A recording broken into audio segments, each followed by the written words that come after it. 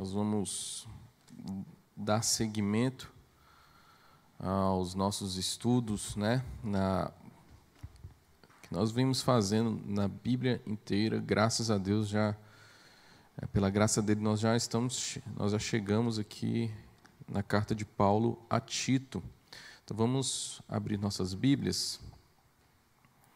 Lá em Tito, nós vamos ler o capítulo 1.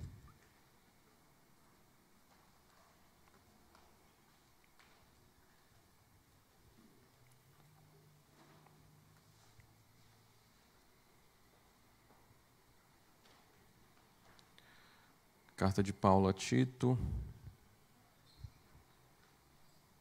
capítulo 1.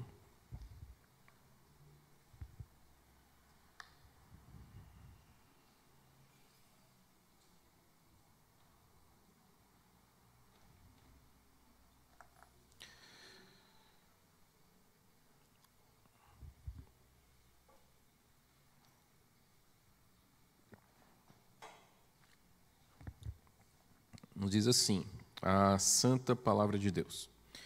Paulo, servo de Deus e apóstolo de Jesus Cristo, para promover a fé que é dos eleitos de Deus e o pleno conhecimento da verdade segundo a piedade, na esperança da vida eterna que o Deus que não pode mentir prometeu antes dos tempos eternos. E em tempos devidos manifestou a sua palavra mediante a pregação que me foi confiada por mandato de Deus, nosso Salvador.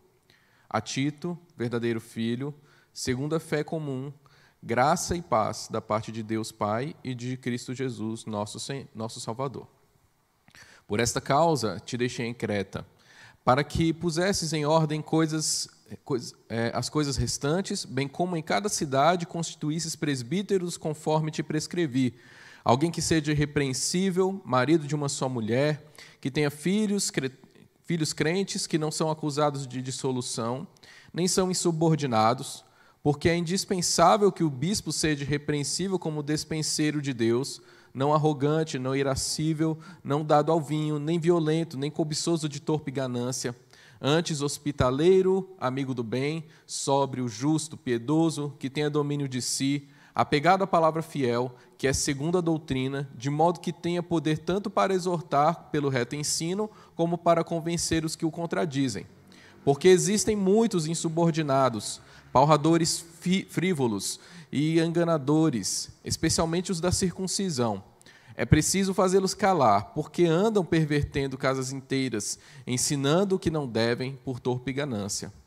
Foi mesmo dentre eles um seu profeta que disse: cretenses, sempre mentirosos, feras terríveis, ventres preguiçosos. Tal testemunho é exato. Portanto, repreende-os severamente, para que sejam sadios na fé, e não se ocupem com fábulas judaicas, nem com mandamentos de homens desviados da verdade. Todas as coisas são puras para os puros, todavia, para os impuros e descrentes, nada é puro, porque tanto a mente como a consciência deles estão corrompidas. No tocante a Deus, professam conhecê-lo, entretanto, o negam por suas obras. É por isso que são abomináveis, desobedientes e reprovados para toda boa obra. Vamos orar? Pai Santo, nós agradecemos a Ti por mais um domingo, mais um dia do Senhor, que o Senhor nos dá pela Tua graça. Agradecemos por ter nos trazido à Tua igreja, agradecemos por termos a oportunidade de meditar e de estudar a Tua Santa Escritura. Ajuda-nos, ó Deus, esta manhã e que sejamos edificados em nome de Jesus. Amém. Bom, irmãos, quando alguém é avaliado para ser candidato ao ministério pastoral, existem duas confirmações que são buscadas, que a gente chama de confirmação interna e confirmação externa. O que é confirmação interna? Essa confirmação é a confirmação interior do candidato, do homem que se sente chamado por Deus para exercer o ministério pastoral. É a convicção interior dele de que Deus o está chamando para esse serviço. É o desejo dele de servir a Deus dessa forma. É Deus falando com ele. E a confirmação externa É a confirmação que vem da igreja. É a igreja reconhecendo que ela vê naquele homem alguém chamado por Deus para exercer o ministério pastoral. É a igreja reconhecendo os dons dele. É a igreja olhando para aquele homem e vendo nele um futuro pastor. E é disso que esse capítulo fala. Olha lá no verso 4 e no verso 5. A Tito, verdadeiro filho, segundo a fé comum, graça e paz da parte de Deus Pai, de Cristo Jesus, nosso Salvador. Por esta causa te deixei em Creta, para que pusesses em ordem as coisas restantes, bem como em cada cidade constituísses presbíteros conforme te prescrevi. Então, a maior parte desse capítulo, Paulo passa lembrando a Tito a respeito das qualidades que devem ter um presbítero, alguém que é chamado para exercer liderança na igreja. E isso é a confirmação externa. Então, Tito estava orientado a respeito de quais qualidades ele deveria procurar nos homens que exerceriam liderança na igreja, nos homens que seriam chamados a serem presbíteros. Bom, então, irmãos, trazer esse estudo, então, para mim, é desafiador, porque é a situação em que eu estou, né? Eu sou um candidato, eu como candidato ao ministério pastoral, nós vamos falar aqui daquilo que os irmãos vão ter que avaliar em mim. E, bom, vou estar pregando contra mim hoje. E espero que seja uma bênção não só, é claro que não só para mim, né, mas para o futuro da igreja, pensando em como deve proceder essa igreja, como devemos proceder, escolher os nossos líderes, quais qualidades que nós devemos procurar nesses homens. Então, vamos estudar esse texto, pensando no bem da nossa igreja. Amém? Bom, o capítulo 1, ele começa com a saudação de Paulo, como é de costume, sempre no início das cartas ele faz uma saudação, mas essa saudação de Paulo a Tito, ela tem informações, tem algumas afirmações muito fortes, e eu queria estudá-las um pouco com os irmãos, porque são coisas muito importantes que a gente aprende aqui. Paulo, então, ele começa a sua carta, como sempre, chamando-se de servo de Deus. A palavra para servo aqui, como a gente já falou em outras ocasiões, em outras cartas, ela significa escravo. É interessante a gente sempre lembrar disso, porque servo é meio que um eufemismo. Quando a gente fala escravo, é muito mais forte, não é verdade? Se a gente fala que a pessoa é escravo de Deus, na nossa cultura hoje é algo muito mais forte, porque a gente tem como escravo uma coisa ruim, a gente tem um sentido ruim da palavra escravo. Só que ser escravo de Deus, ela não é uma coisa ruim, é a melhor condição em que um homem pode estar, é sendo escravo do Salvador, escravo do Deus vivo. Esse escravo não é como a escravidão que nós conhecemos aqui no Brasil e que nós ouvimos na história, no nosso tempo de escola, aquelas imagens, né, com aquela focinheira que todo mundo já viu, né, aquele escravo com aquela focinheira que ele fica como uma punição para que o impedisse de comer, ou com aqueles objetos de tortura que ficam como punição para ele. Não é assim a escravidão a Deus. A escravidão a Deus tem um sentido, sim, de que o homem pertence a Deus e ele não tem vontade, ele vive para exercer a vontade do seu Senhor, que é Deus. Só que a vontade desse Senhor, como Paulo diz em Romanos, ela é boa, ela é perfeita e ela é agradável. Então é muito importante a gente se deter nisso, quando lê aqui Paulo, servo de Deus, a gente lembrar disso, que ele está dizendo que ele é escravo de Deus, que ele vive para fazer a vontade de Deus, que ele pertence a Deus. Tudo isso está dentro do sentido da palavra. Paulo também, ele se identifica como apóstolo. Apóstolo, então, é alguém que é chamado para uma missão, é alguém que é enviado com uma missão. Então, Paulo, ele tem um objetivo na sua vida, ele tem um objetivo no seu serviço a Deus. E desse objetivo nós vamos falar agora um pouco. Paulo, então, ele fala por que ele é servo e para que ele serve, para que ele é apóstolo. Para promover a fé que é dos eleitos. No verso 1, a fé que é dos eleitos de Deus e o pleno conhecimento da verdade segundo a piedade. Bom, como o pastor Fábio ele já destacou semana passada aqui, na introdução à epístola a Tito, é interessante a gente perceber que essa fé não é uma fé abrangente. A fé pela qual Paulo trabalha é uma fé que pertence aos eleitos de Deus. Nós vemos aqui uma confirmação da doutrina da eleição, que muitos no universo cristão não aceitam essa doutrina. A doutrina de que Deus elegeu homens, pessoas, para receberem a fé pela qual Paulo trabalhava. Deus escolhe, irmãos, aqueles que serão salvos. Deus escolheu desde a eternidade. E isso não é uma doutrina ruim. Pode parecer pesado. Tem gente que rejeita essa doutrina porque acha essa doutrina ruim. Mas, na verdade, essa doutrina é maravilhosa. Porque mesmo nenhum dos homens merecendo a salvação, Deus graciosamente e por amor escolhe alguns. E se Deus te escolheu, se você é um cristão, se você recebeu essa fé dos eleitos de Deus, não havia nada em você que te fizesse merecedor dessa fé. Não há por que você sentir orgulho disso.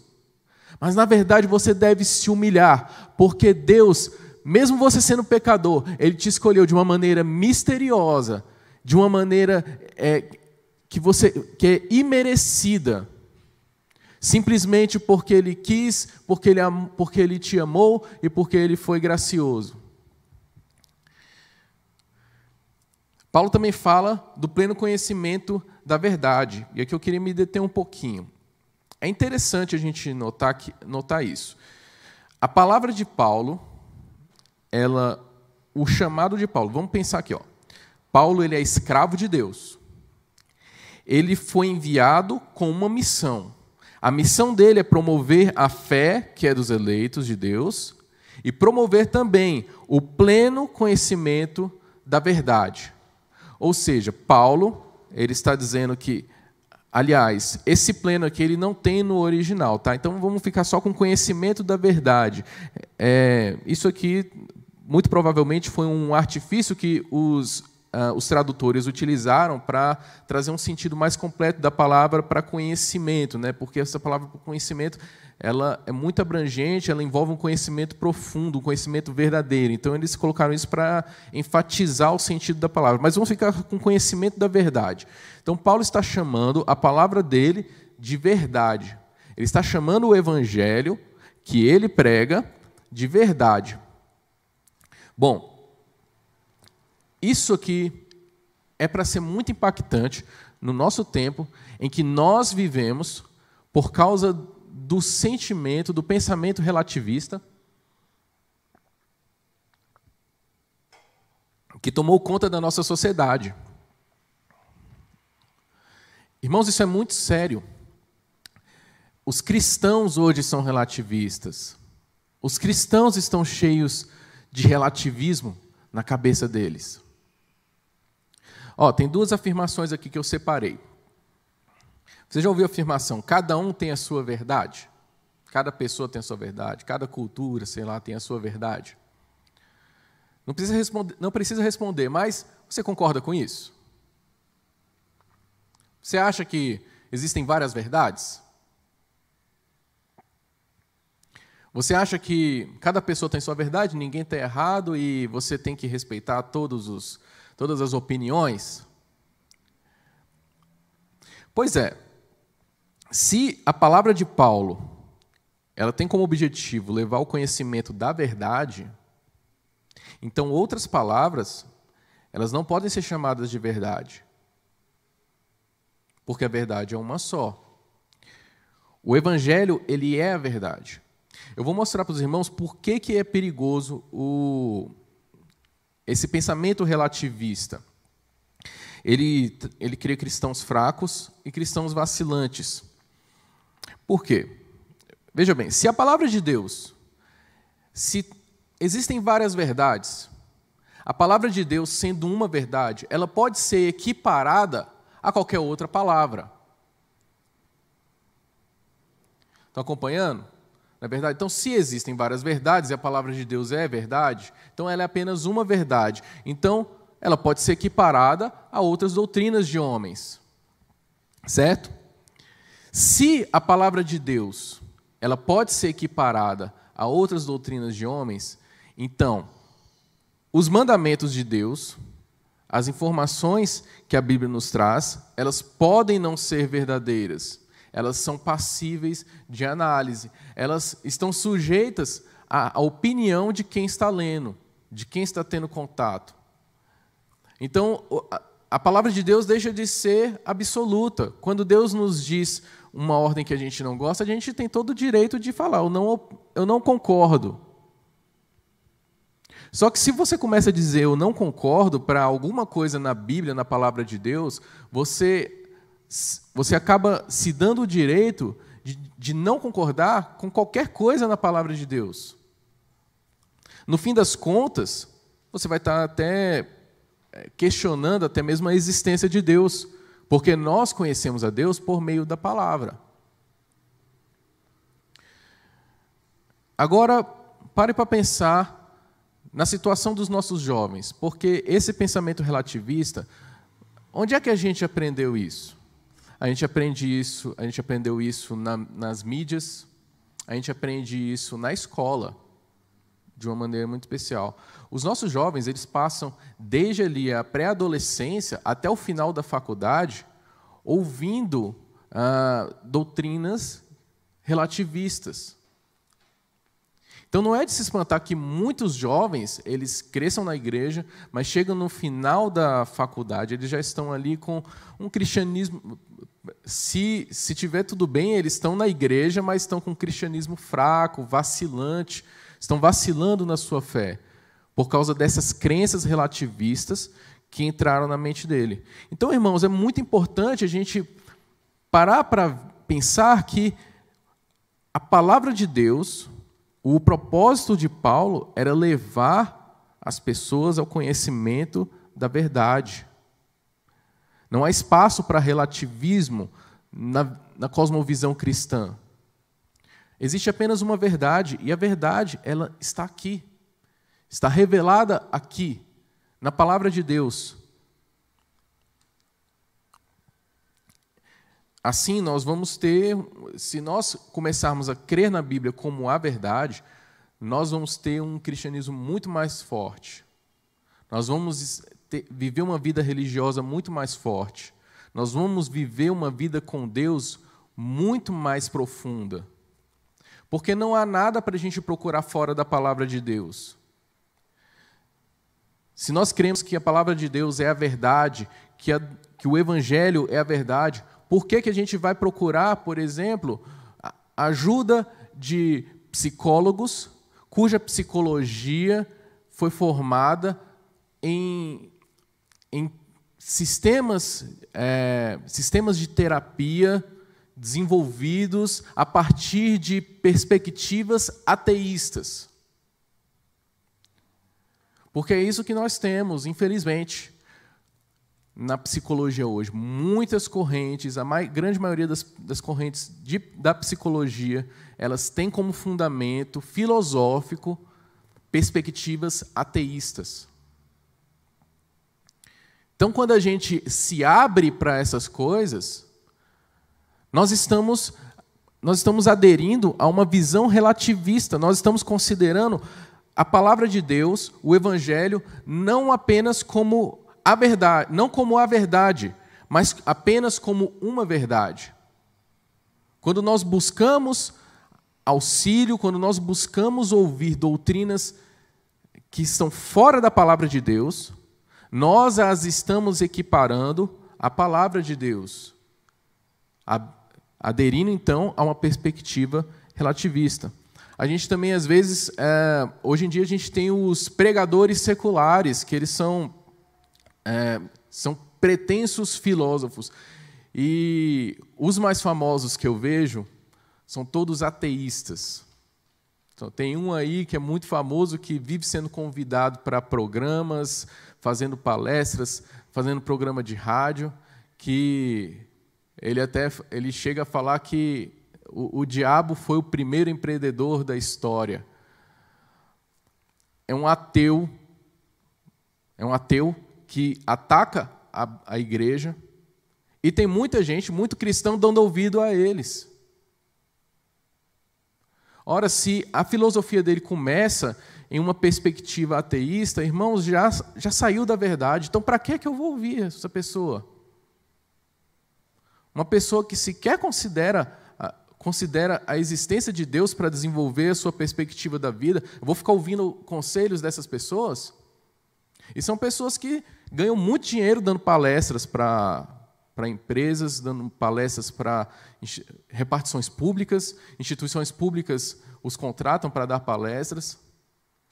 Isso por quê, irmãos? Por que cristãos às vezes dão ouvidos? Por causa de uma perspectiva relativista. Estão equiparando essas filosofias à palavra de Deus. Pessoas assim, filósofos assim, pessoas cujo pensamento ele é fundamentado em uma perspectiva ateísta, não tem nada para nos ensinar. Bom, e Paulo ainda vai dizer aqui também que ele vai promover a fé que é dos eleitos de Deus e o pleno conhecimento da verdade, segundo a piedade. Aqui, John Stott ele destaca que a verdade, é interessante, aqui ele destaca que o que Paulo está dizendo aqui, que o conhecimento da verdade, ele está falando aqui, segundo a piedade. O que é piedade? Piedade é vida com Deus. Piedade é você ter um relacionamento com Deus profundo, um relacionamento com Deus desenvolvido, é você ter uma vida cristã ativa, é você se dedicar nas disciplinas espirituais, da oração, da leitura da palavra. Isso tudo é piedade, é realizarmos boas obras, é vida com Deus de uma maneira geral. Então, John Stott ele vai dizer que o conhecimento da verdade ele vai nos levar a uma vida piedosa. Então, já é um outro critério que a gente pode utilizar. Se a doutrina com que você está tendo contato, se aquilo que você está lendo, se aquilo que você está ouvindo, a palavra que você está ouvindo, ela não está te levando a uma vida mais piedosa, então isso não é a verdade, porque a verdade, ela sempre vai nos levar em direção a Deus. E se não é verdade, nós devemos rejeitar. Eu acho interessante, às vezes, tem gente que, quando conhece a teologia reformada, tem gente que começa a ter contato com conceitos como de legalismo, de moralismo e de farisaísmo, e começam a se abrir para certos pecados, se abrir para uma vida de pureza, de menos pureza, uma vida relaxada na sua santificação, achando que estão conhecendo mais a Bíblia. Aí qualquer um que vem falando, isso aí que você está fazendo é pecado, você é um fariseu. Essas pessoas, se aquilo que elas vieram a conhecer não os levou a uma vida mais piedosa, bom, elas não chegaram ao conhecimento da verdade, estão enganadas. Bom, Paulo vai continuar dizendo que aquilo que ele exerce, esse chamado dele, essa missão dele, é na esperança da vida eterna.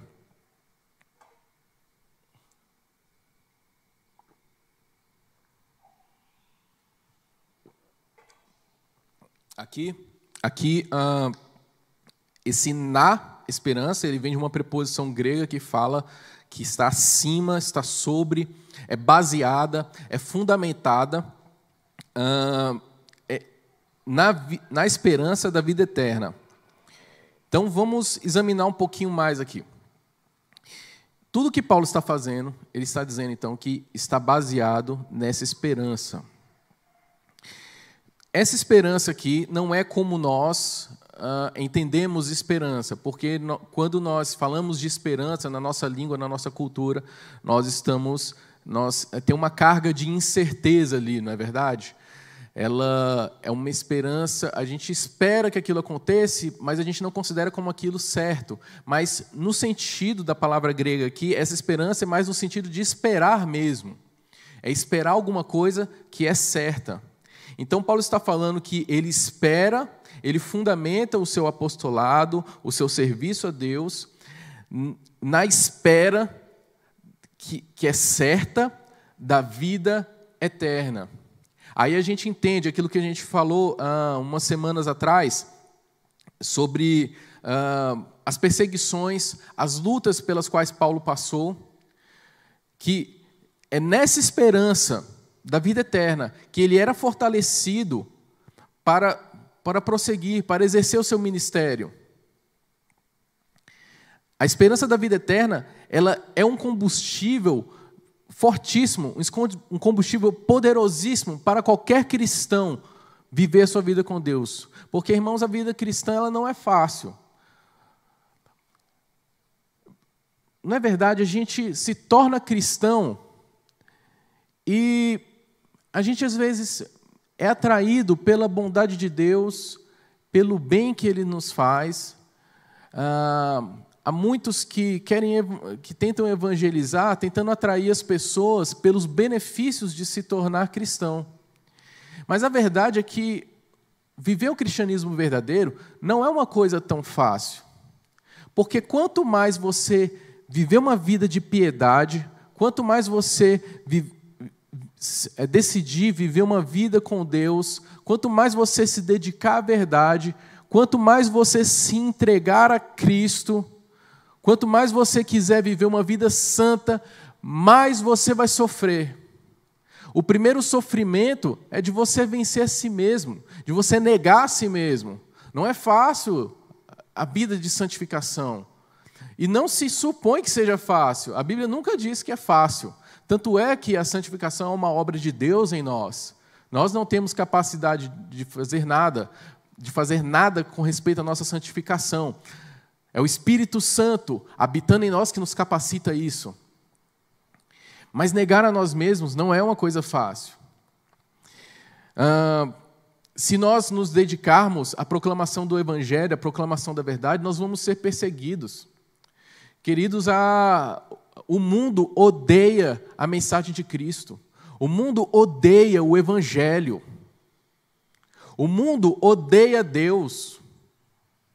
Por mais que muita gente tenha uma imagem de Cristo como sendo apenas um mestre bondoso que nunca faria mal a ninguém, porque essa é a mensagem que às vezes tentam jogar para cima dos cristãos, para dizer-lhes que eles estão errados ao dizer que pecado é pecado. Por mais que muita gente tenha essa imagem, é uma imagem falsa. Porque o Cristo não veio aqui para ser legal com as pessoas.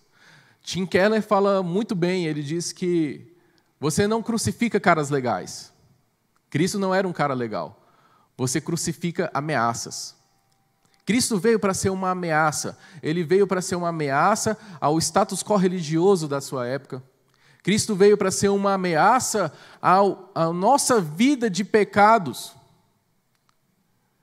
Porque a palavra de Deus vai nos dizer que o propósito de Cristo ter vindo, lá em Mateus, no início de Mateus, quando o anjo estava dizendo a Maria que ela conceberia do Espírito Santo o Salvador, o anjo diz a Maria que ele salvaria o seu povo dos pecados deles. Cristo veio para salvar o mundo dos pecados, irmãos, e o mundo quer viver nos pecados, por isso que odeia a mensagem de Cristo, e por isso que os cristãos serão perseguidos. Quanto mais nós nos comprometermos com Deus, com a proclamação fiel do Evangelho, nós seremos perseguidos. Mais nós seremos perseguidos. Mas, irmãos, se nós fizermos isso, fundamentados na esperança da vida eterna, nada poderá nos impedir. Nenhuma perseguição, nenhum sofrimento, nenhuma luta para negarmos a nós mesmos, nenhuma luta contra homens que se levantam contra a igreja, pode ser grande o suficiente para nos desanimarmos se nós estivermos fundamentados na espera certa da vida eterna.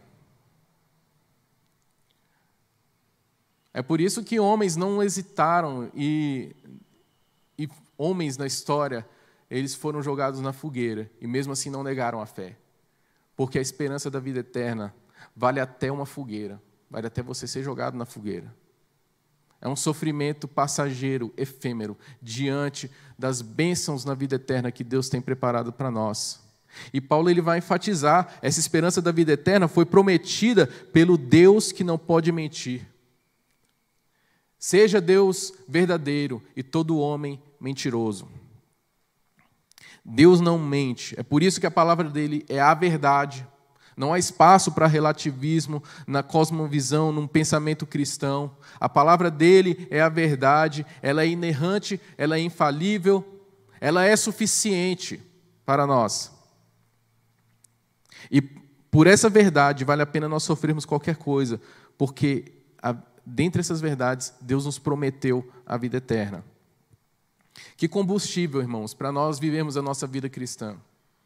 Que combustível para nós nos dedicarmos à igreja. Que combustível para a gente viver uma vida de mais piedade. Que combustível para a gente poder orar mais, para a gente ler mais a Bíblia, conhecer mais a Jesus, a esperança da vida eterna. E em tempos devidos manifestou a sua palavra mediante a pregação que me foi confiada por mandato de Deus, nosso Salvador. Então Paulo está dizendo aqui que a palavra dele é exatamente sobre essa vida eterna que foi prometida por Deus antes dos tempos eternos e ela foi confiada a ele. Aí ele passa aqui endereçando a sua carta a Tito, o trecho que a gente lê, mostrando o propósito dele, que é falar com Tito, né? Lembrando do propósito de Tito ter ficado em Creta, que era para que ele pusesse em ordem as coisas restantes e constituir presbíteros. Agora a gente vai passar, irmãos, para a parte da carta que fala, para a parte do capítulo, que fala a respeito desses obreiros em Creta. O nosso obreiro em Creta é o tema de hoje. E Paulo, então, ele faz uma lista a respeito das qualidades desses homens que exercerão liderança na igreja. Vamos ler do verso 6 até o verso 9. Alguém que seja irrepreensível, marido de uma só mulher, que tenha filhos crentes, que não são acusados de dissolução, nem são insubordinados. Porque é indispensável que o bispo seja irrepreensível como despenseiro de Deus, não arrogante, não irascível, não dado ao vinho, nem violento, nem cobiçoso de torpe ganância. Antes, hospitaleiro, amigo do bem, sóbrio, justo, piedoso, que tenha domínio de si, apegado à palavra fiel, que é segundo a doutrina, de modo que tenha poder tanto para exortar pelo reto ensino, como para convencer os que o contradizem. Então, o John Stott, eu vou usar a divisão que ele faz aqui, das qualidades que Paulo alista, que ele divide em 3 áreas. Esses presbíteros, eles têm que ter qualidades na área familiar, eles têm que ter qualidades no caráter pessoal e têm que ter qualidades com relação ao caráter doutrinário e intelectual deles. Então, na área familiar, antes da gente falar da área familiar, eu quero falar sobre a palavra presbíteros, né? A palavra presbíteros, ela significa ancião. Então, os presbíteros da nossa igreja são anciãos, certo? Isso traz o sentido de maturidade, de experiência, de homens experimentados, homens ponderados, de julgamento temperado, homens maduros, né?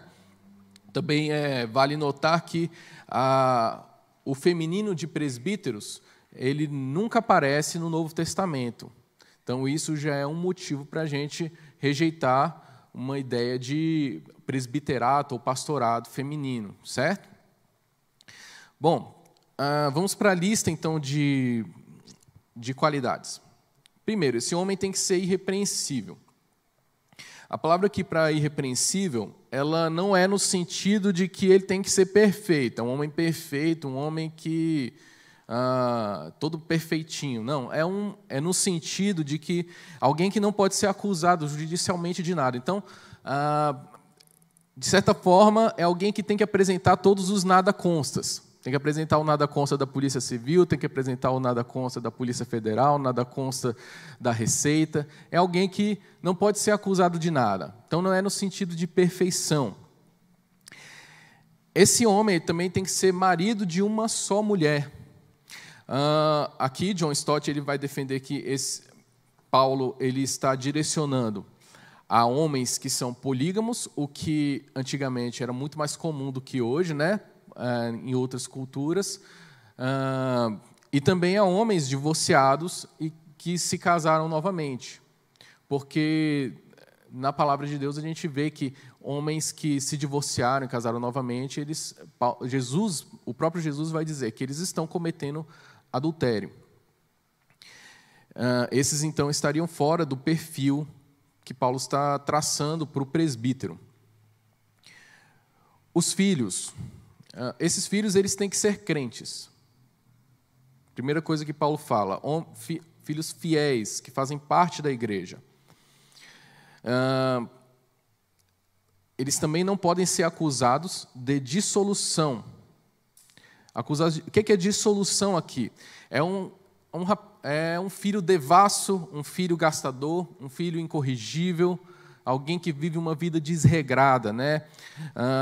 E também insubordinados. Insubordinado aqui é uma pessoa que não é sujeita à regra, indisciplinada, é desobediente. Então, o que Paulo está dizendo aqui? O presbítero ele tem que ter a família dele em ordem. A família dele tem que estar em ordem.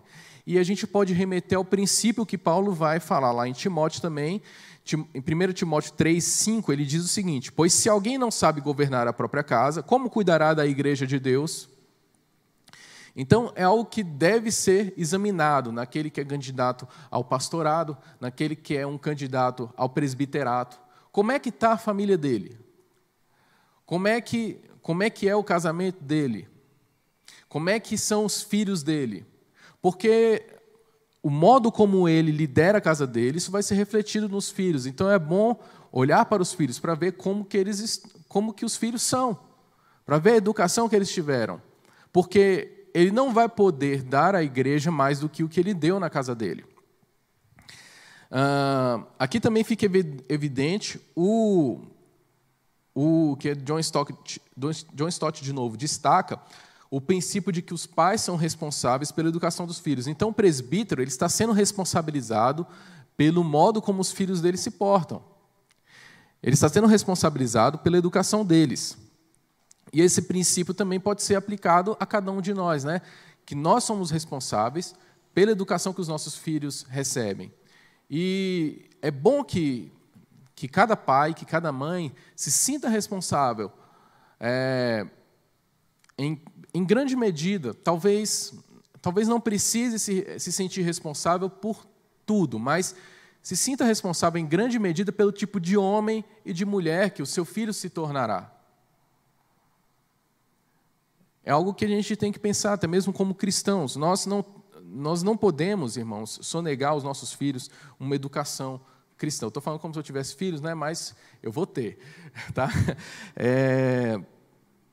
Nós não podemos sonegar. É responsabilidade dos pais dar uma boa educação cristã para os seus filhos.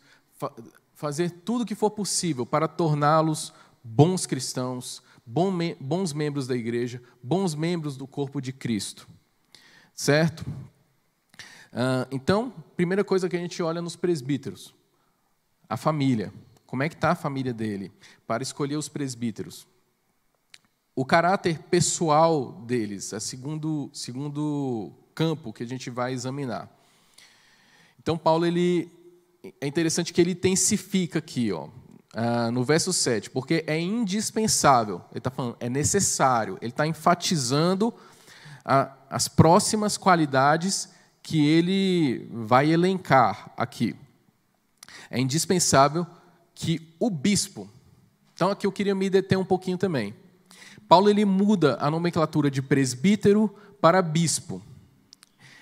A gente vendo aqui que está tudo no mesmo contexto, a gente fica bem claro que presbítero e bispo é a mesma coisa, é o mesmo ofício dentro da igreja, não são ofícios distintos. Só que a palavra, ela tem, as palavras elas têm ênfases diferentes. Enquanto presbíteros ele traz o sentido de maturidade,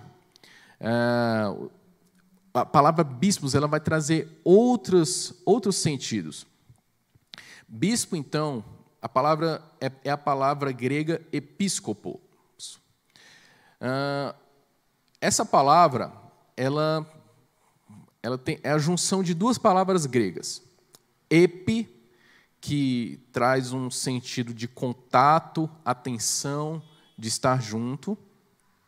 E scopos, que está ligado ao olhar. Então, é alguém que tem um olhar atento. Então, uma tradução possível seria um supervisor, um superintendente. Alguém que vai supervisionar a igreja. Alguém que vai estar atento. Então, isso traz o sentido de cuidado, de proteção, mas traz um sentido também de autoridade e de responsabilidade.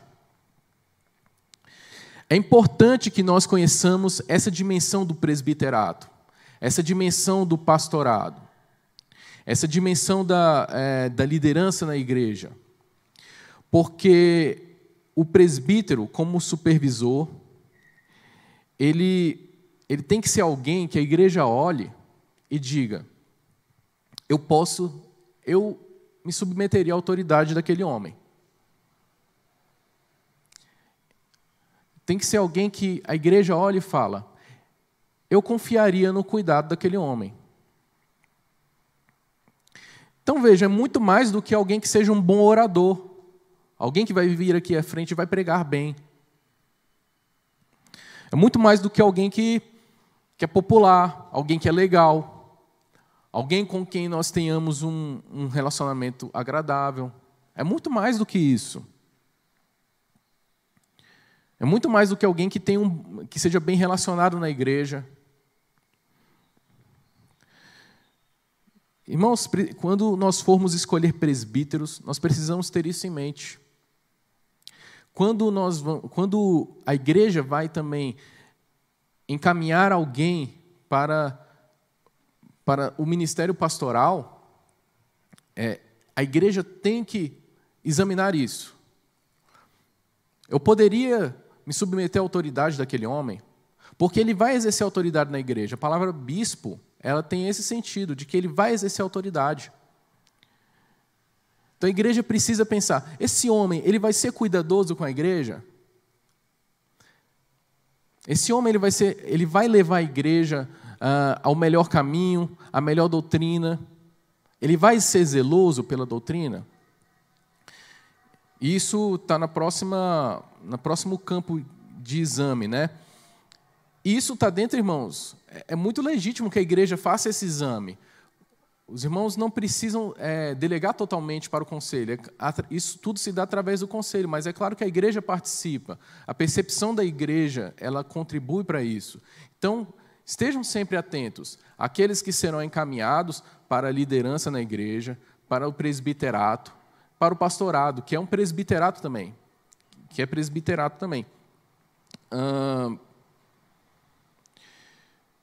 Bom, irmãos, que Deus guarde nossa igreja de escolher líderes, né?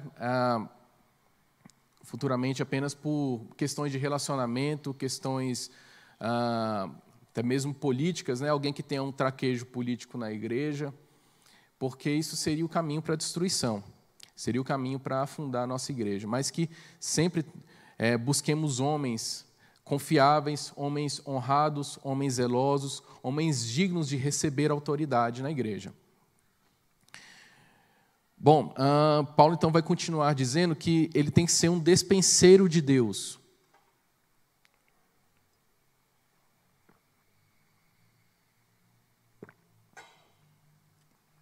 A palavra aqui para despenseiro é um administrador, é uma palavra assim que seria o mordomo de uma casa, né? Alguém que é um guardião das coisas da casa, que da palavra aqui para despenseiro a gente também traz a palavra economia, né? Que é o cuidado das coisas de casa. Então tem que ser alguém que seja responsável com as coisas da igreja, com as coisas do Senhor.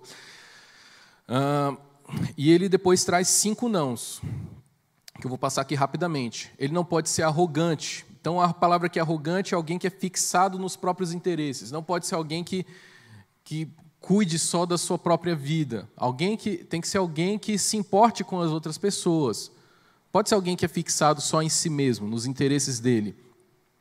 Alguém que não pode ser irascível, alguém que é muito fácil de cair em raiva, alguém que é muito bravo, uma pessoa muito passional, uma pessoa violenta, aqui depois ele fala, né, uma pessoa briguenta, uma pessoa contenciosa, uma pessoa combativa.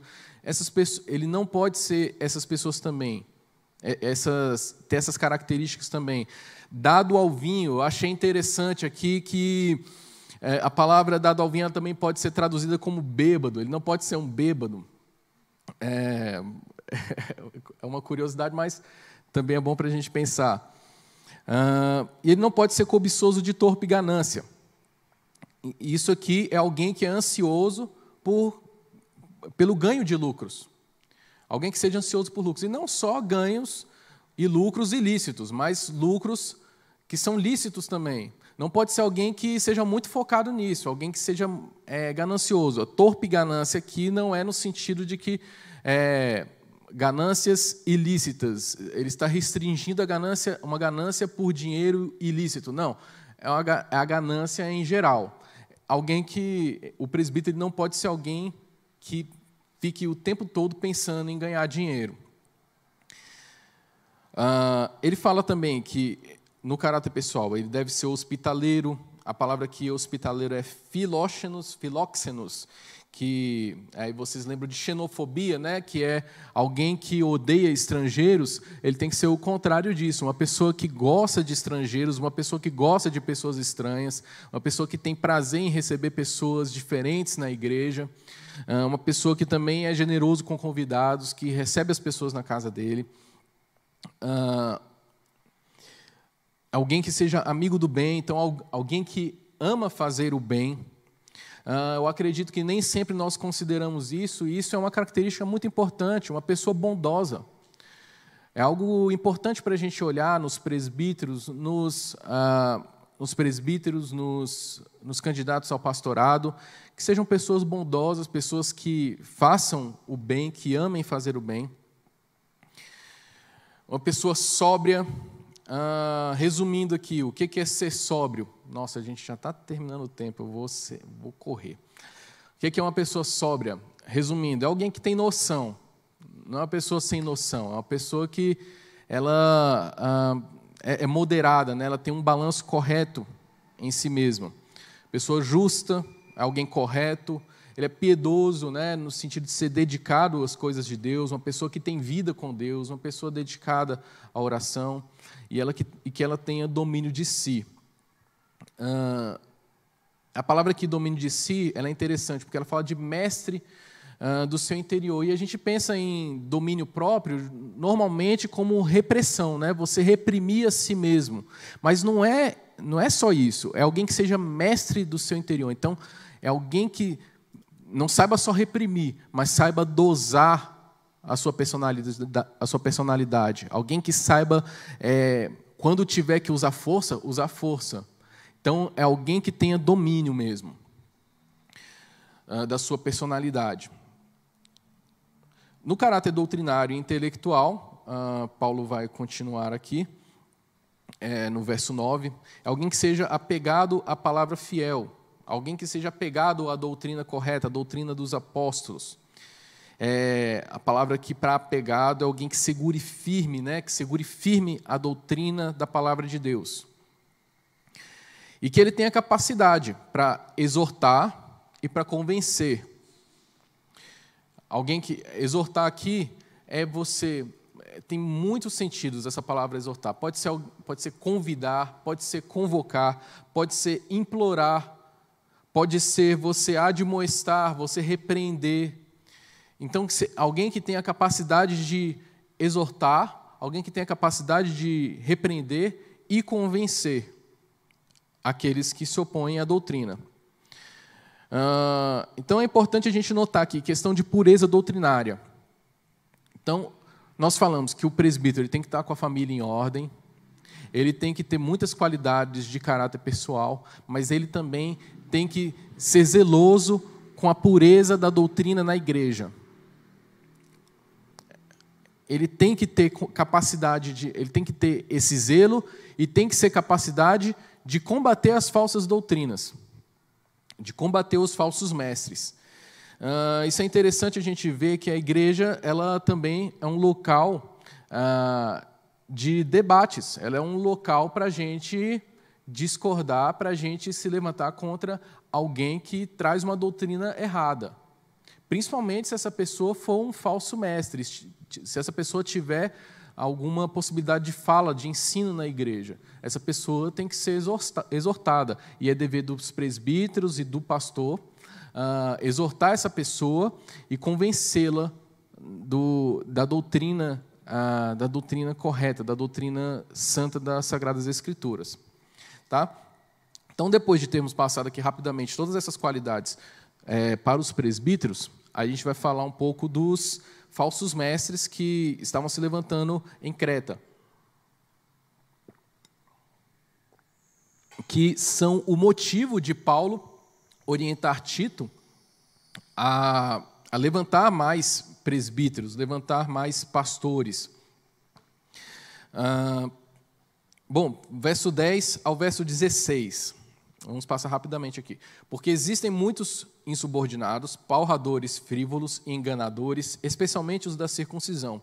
É preciso fazê-los calar, porque andam pervertendo casas inteiras, ensinando o que não devem, por torpe ganância. Foi mesmo dentre eles um seu profeta que disse: cretenses, sempre mentirosos, feras terríveis, ventres preguiçosos. Tal testemunho é exato, portanto, repreende-os severamente para que sejam sadios na fé e não se ocupem com fábulas judaicas, nem com mandamentos de homens desviados da verdade. Todas as coisas são puras para os puros, todavia para os impuros e descrentes nada é puro, porque tanto a mente como a consciência deles estão corrompidas. No tocante a Deus, professam conhecê-lo, entretanto o negam por suas obras. É por isso que são abomináveis, desobedientes e reprovados para toda boa obra. Bom, eu vou pular aqui a parte em que Paulo ele vai falar das características dos falsos mestres, que eu acho que já está, de certa forma, claro para a gente aqui. São insubordinados, palradores frívolos, que são pessoas que falam coisas inúteis, que falam água, né? Enganadores. Depois ele diz aqui, no poema, no verso 12, ele diz aqui que são mentirosos, feras terríveis, ventres preguiçosos, e Paulo confirma, tal testemunho é exato. E no final ele vai chamá-los de abomináveis, desobedientes, no verso 16, e reprovados para toda boa obra. Isso aqui já está, de certa forma, claro para a gente. Eu quero me deter aqui no resultado da pregação desses falsos mestres, o resultado da doutrina falsa. Olha lá no verso 11. É preciso fazê-los calar, porque andam pervertendo casas inteiras, ensinando o que não devem por torpe ganância.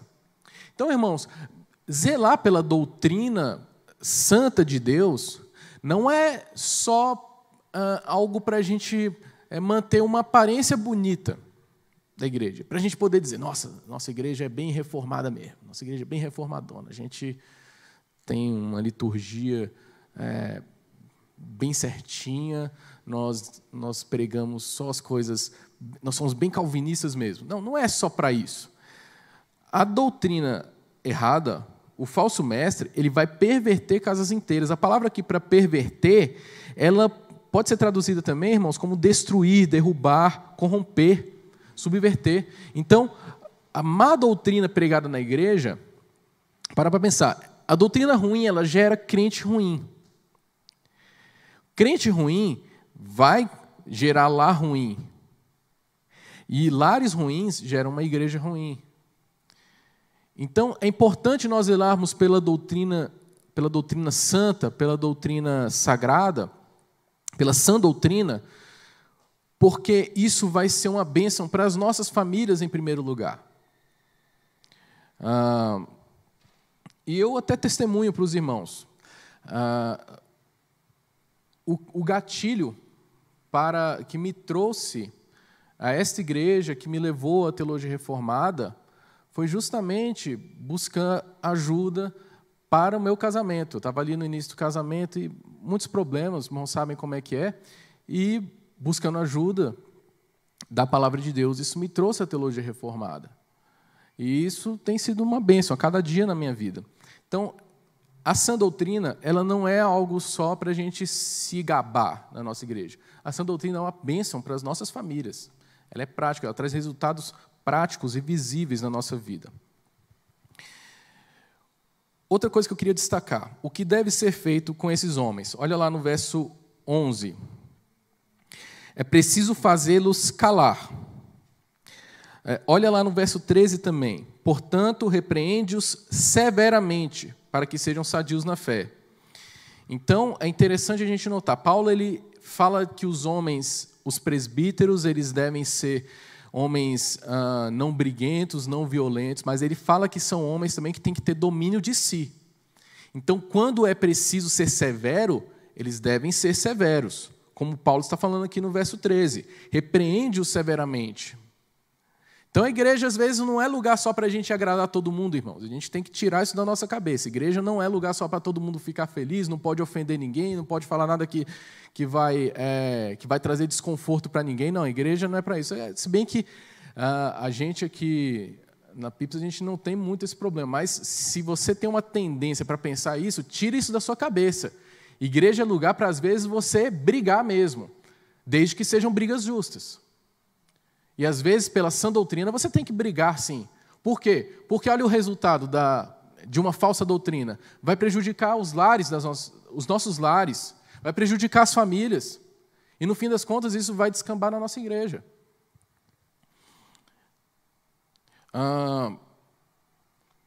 Bom, os erros dos falsos mestres. Agora, o último ponto, então, para terminar. Eu queria destacar aqui no verso 14, ó.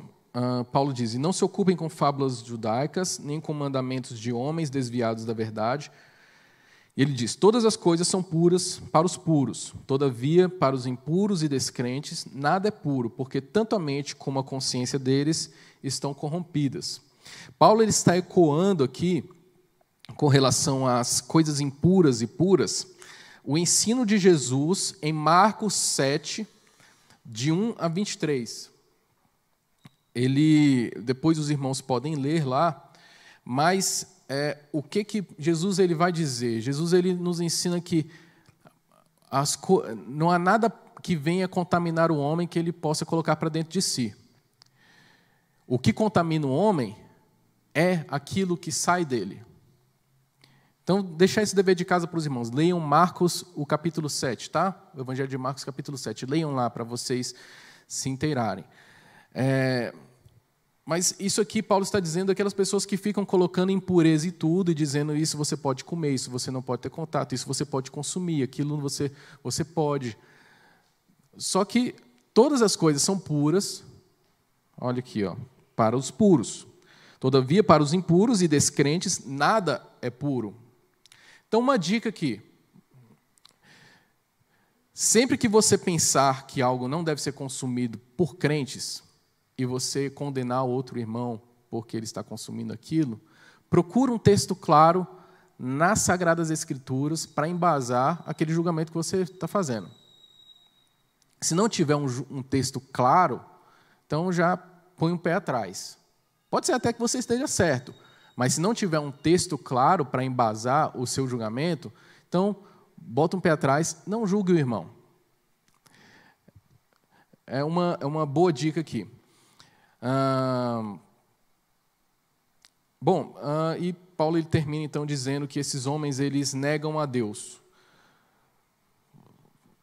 destacando que o conhecimento verdadeiro de Deus, ele tem que ser refletido em ações, em palavras na nossa vida. Quando a gente conhece a Deus de fato, irmãos, isso vai se refletir na nossa vida. E esses falsos mestres, a vida deles não confirmava o conhecimento de Deus. Isso não é que nós seremos salvos pelo que nós fizermos ou deixarmos de fazer. Mas quando somos salvos, isso transparece nas nossas atitudes, isso transparece no nosso modo de viver. Certo? Então, essa é a mensagem bem corrida, né? Fiz aqui um resuminho para os irmãos da mensagem do capítulo 1 de Tito. Vamos orar? Que o nosso tempo estourou. Pai, nós agradecemos a Ti por podermos estudar a Tua palavra, agradecemos a Ti porque ela nos ensina tudo de que nós precisamos para vivermos uma vida correta, para podermos viver uma vida que lhe agrade, mas também agradecemos porque essa doutrina ela traz benefícios também para as nossas vidas, em especial para as nossas famílias. Ajuda-nos, ó Deus, a sermos fiéis à Tua palavra, ajuda-nos, ó Deus, quando esta igreja for escolher líderes, quando essa igreja for escolher presbíteros, quando ela for encaminhar homens para o sagrado ministério. Ajuda-nos, ó Deus, a fazermos boas escolhas fundamentadas na Sua palavra. Oramos assim em nome de Jesus. Amém.